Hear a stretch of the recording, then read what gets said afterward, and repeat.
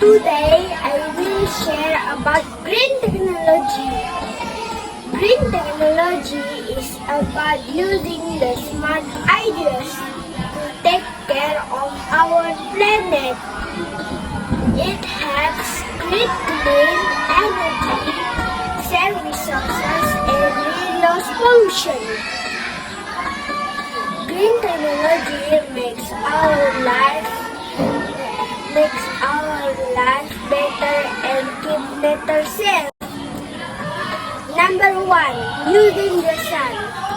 Green technology uses the sun's power. Solar panels then collect sunlight and turn into energy. This energy can light up homes and power schools without polluting the air. Number 2. Saving water. Green technology helps us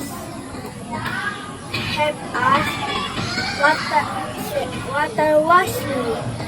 Engineers make rainwater system that collect water, so we use less water from rivers and lakes.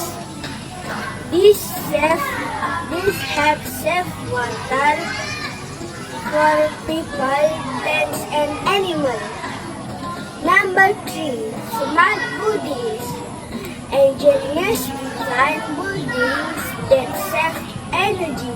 Buildings use fluorescent lights and walls to keep rooms cool in summer and warm in winter.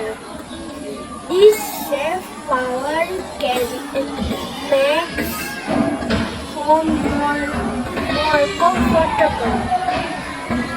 Green technology is about caring for the earth. It helps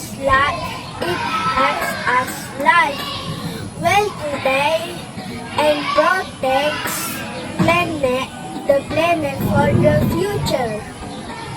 That's all from me. Thank you.